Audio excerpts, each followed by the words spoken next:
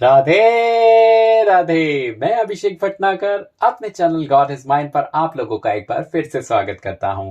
कल जिस तरीके से हमने आप लोगों को बताया था कि श्री भगवान ने दो आंखें किस लिए दी हैं, मुझे आशा है कि आप लोगों ने इस वृतांत को जरूर सुना होगा। और यदि मेरे सुनने से किसी एक मनुष्य ने भी यह निश्चय करा है कि वह दशांश निकालना जरूर शुरू करेगा, तो मैं अपने जीवन को बहुत भाग्यवान समझूंगा कि कम से कम उससे किसी का तो भला होगा। तो कृपया करें और इस प्रैक्टिस को जरूर अपने जीवन में लाएं, क्योंकि यकीन मानिएगा, जितना सुख किसी मजबूर व्यक्ति की मदद करने में आपको मिलता है, उतना सुख और किसी चीज में नहीं मिलता। एक उदाहरण मैं आज आपको देना चाहूंगा, क्षमा करिएगा, थोड़ा सा समय जरूर लूंगा। अभी पीछे निर्जला एकादशी थी। मैं एक सोसाइटी में रहता हूँ, तो हमारी सोसाइटी के बाहर हमने निर्जला एकादशी पे बाहर केवल लोगों को, जिसको बोलते हैं ना छबील, छबील में हमने ठंडा पानी देना यानी बाटा।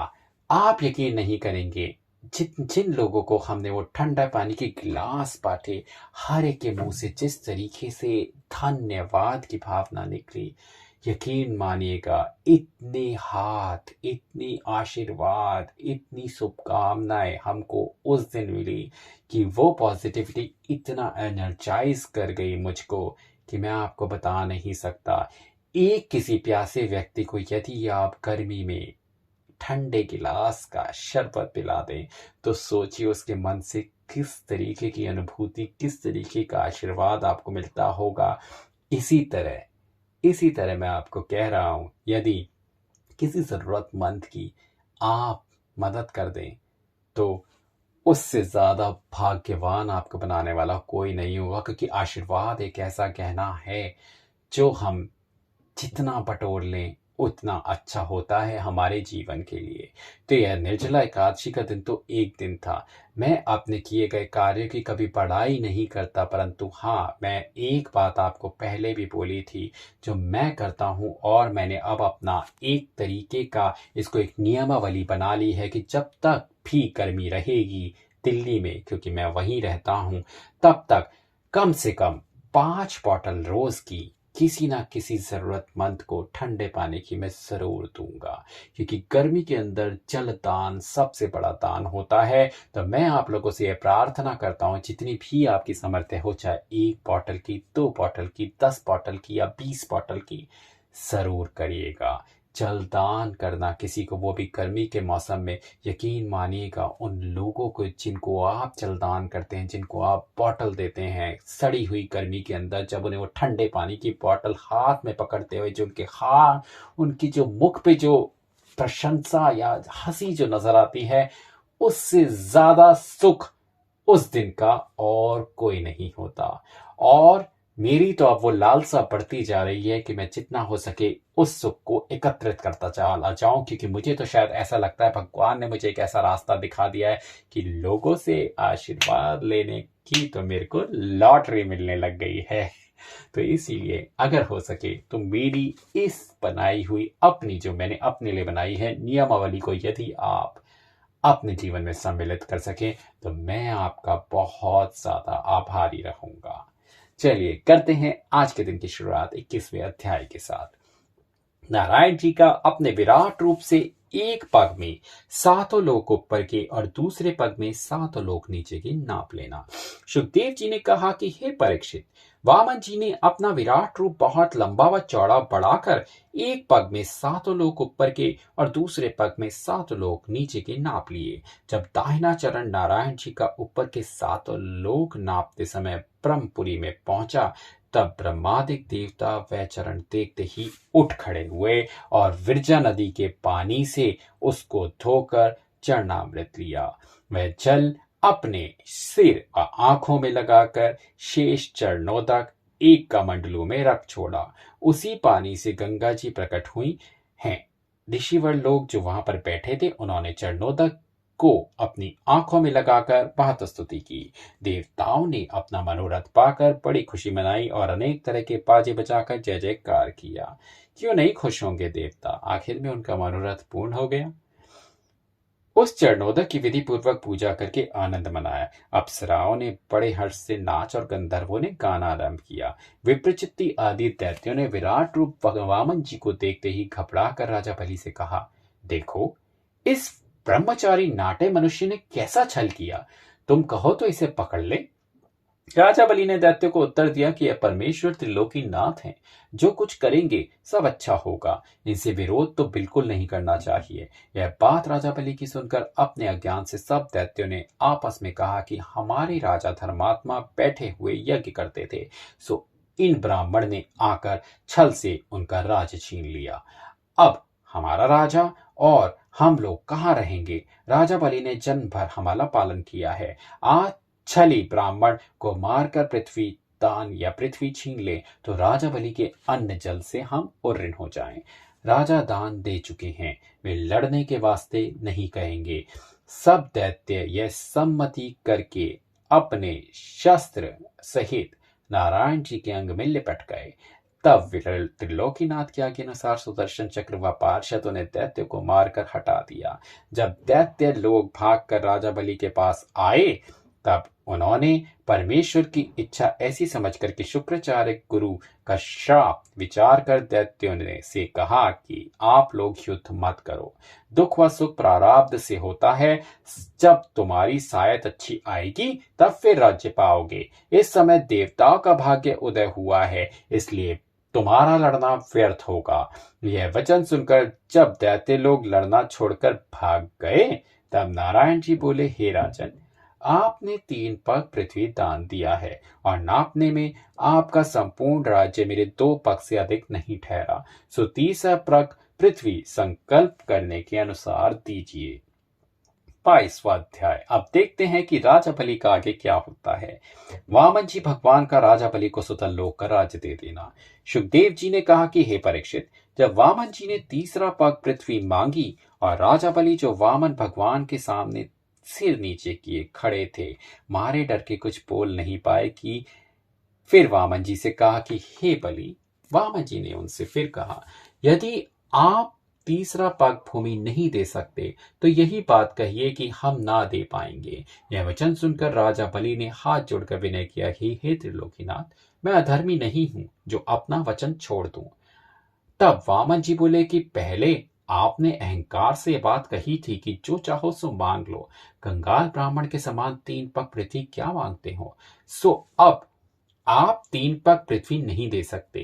राजा बलि वामन जी के तेज व डर से यह नहीं कह सके कि दान मांगते समय आपका स्वरूप बहुत छोटा था, अब आपने अपना चरण इतना बढ़ाया, किस तरह दूं।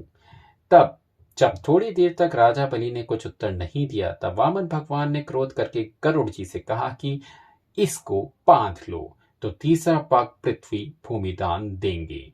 जब गरुड़ जी ने राजा बलि को बांधकर पृथ्वी पर गिरा दिया तब जो लोग वहां पर थे उन्होंने आश्चर्य मानकर कहा कि राजा ने अपना सब राज्य व धन वामन जी को दान दे दिया, तिस पर भी उन्होंने इसको बांधा है, यह बात अच्छी नहीं की।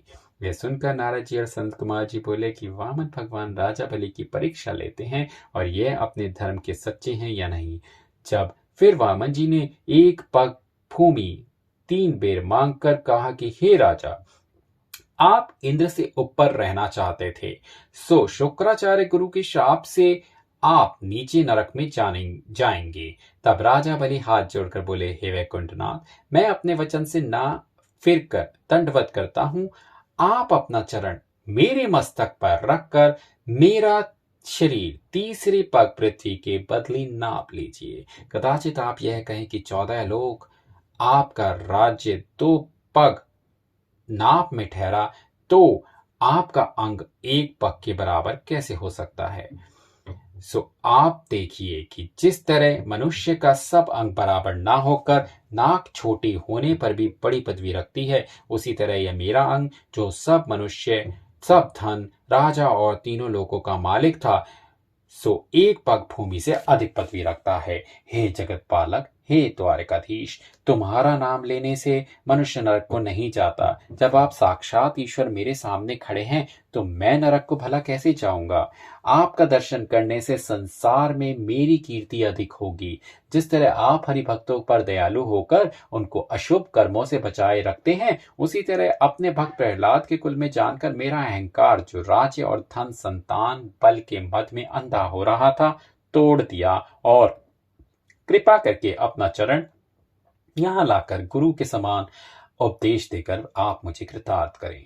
कदाचित आज मैं लोभ वश अपना राज्य आपको दान ना करता तो मरते समय यह सब राज्य व धन मेरे साथ ना जाकर संसार में केवल अपयश मुझे प्राप्त होता। और यह भी मेरा अज्ञान है जो अपने को दान देने वाला समझता हूँ, क्योंकि यह सब लक्ष्मी व पृथ्वी आपकी है। आपकी कृपा के बिना कोई मनुष्य राज्य व द्रव्य पा नहीं सकता। सो हे परीक्षित, जिस समय राजा बलि ऐसा बातें वामन भगवान से कह रहे थे, उसी समय प्रहलाद भक्त आकाश से उतरे और वामन जी को दंडवत करके हाथ जोड़कर बोले, हे त्रिलोकीनाथ, आपने बड़ी कृपा की जो बलि से 3 पग पृथ्वी दान मांगा। नहीं तो आपको, जो तीनों लोकों और सब संसारी वस्तु के मालिक हैं, किसी से कुछ मांगने का क्या प्रयोजन है? राजा बलि जो कुछ आपका दिया हुआ आपने अपने पास रखता था, सो सब उसने आपको अर्पण किया। अब अपने शरीर के सिवा कोई वस्तु उसके पास नहीं रही। जो दया सो दया करके इसे अपना सेवक व भक्त जानकर कृपया छोड़ दीजिए। विंध्यावली राजा बलि की स्त्री हाथ जुड़कर बोली कि हे दीनानाथ, आपने अच्छा न्याय किया जो इन्हें बांधकर दंड दिया, क्योंकि संसार में सब वस्तु आपकी है। आप तीनों लोगों की रचना केवल अपने खेल के वास्ते करते हो। इसलिए राजा बलि को अहंकार से यह बात कहना उचित नहीं था कि जो कुछ आप मांगो सो मैं दूं। उसी समय ब्रह्मा ने भी आकर वामन भगवान को दंडवत करके विनय किया कि हे पर ब्रह्म परमेश्वर, राजा बलि ने शुभ कर्म करने से जो धन व राज्य पाया था, सो सब आपको दान देकर यज्ञ का पुण्य भी आपको अर्पण किया और अपने धर्म से ना फिरकर बांधने पर भी कुछ विषाद नहीं किया। अपना शरीर भी आपको भेंट देता है, फिर उसे बांधे रखना न्याय की बात तो नहीं है। जब आप दीनानाथ होकर ऐसा करेंगे तो फिर आपकी शरण में कौन आएगा? जो मनुष्य आपको तुलसी दल फल पुष्प और जल चढ़ाकर गुग्गुल आदि सुगंध से अपने नाम पर, आपके नाम पर अग्नि में धूप देता है, उसको आप अपना भक्त जानकर संसारी माया जाल से, महाजाल से छुड़ाकर भवसागर पार उतार देते हैं। सो राजा बलि ने अपना सब धन व तन आपको अर्पण किया, फिर इसे छुट्टी क्यों नहीं देते? जब प्रहलाद भक्त विंध्यावली और ब्रह्मा ने इस तरह वामन जी से विनय किया, तब वैकुंठनाथ बोले, मैंने राजा बलि की परीक्षा लेकर उनका गर्व तोड़ दिया। आप लोग इस बात का विश्वास मानो कि जिस किसी पर मेरी कृपा होती है उससे इतनी वस्तुएं छीन लेता हूं। एक जात्याभिमान, दूसरा धन, तीसरी विद्या, चौथा गर्व। राजा बलि का धन व राज्य सदा स्थिर नहीं रहता और इनकी कीर्ति महाप्रलय तक बनी रहेगी। इसके उपरांत 8वां मनवंतर जो आएगा उसमें इंद्रलोक का राज्य हम राजा बलि को देंगे। मेरे भक्त लोग किसी बात का अहंकार नहीं रखते। यह कहते ही उपरांत वामन जी ने अपना चरण राजा बलि के सिर पर रखकर कहा, अब तीसरा पग पृथ्वी मुझे मिल गई। तब बलि ने हाथ जोड़कर विनय किया कि हे महाप्रभु, आपका नाम तो भक्त वत्सल है, इसलिए आपने मुझे अपना दास जानकर मेरी प्रतिज्ञा पूर्ण की। यह वचन सुनकर वामन भगवान अति प्रसन्न होकर बोले, हे राजन, आप उदास मत हो। मैंने सुतल लोक का राज्य आपको दिया, उसी जगह आप अपने परिवार समेत जाकर आनंद पूर्वक वास करें। वहां मैं भी वामन रूप से सदा आपके द्वारे पर रहकर रक्षा करूंगा। आज से आपकी बुद्धि दैत्य के समान नहीं होगी। तो इस तरह समाप्त होता है आज का अध्याय। आज के अध्याय से हमें क्या शिक्षा मिलती है?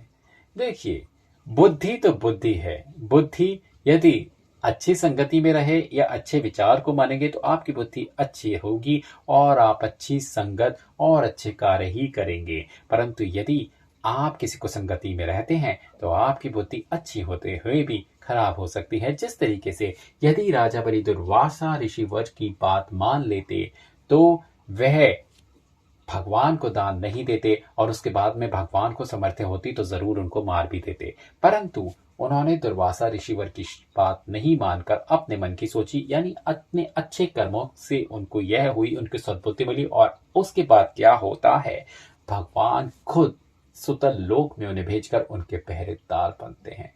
ऐसे हैं मेरे श्री भगवान, जो कि एक राक्षस जाति के मनुष्य के लिए भी उसको राक्षस जाति से निकालकर और फिर उसके खुद पहरेदार बन जाते हैं। तो भगवान तो मेरे बहुत ही सरल हैं, वो तो छोटी छोटी बातों से बहुत खुश हो जाते हैं, केवल वह चाहते यही हैं कि आप तो अपने आसपास के विचारों को सही रखें और मेरे भगवान को खुश रखें। तो उनको आपको खुश रखना तो फिर उनकी जिम्मेदारी बन जाएगी और फिर आपको बिल्कुल टेंशन लेने की जरूरत नहीं है। तो करते हैं आज के दिन की शुरुआत इसी बात के साथ। राधे राधे।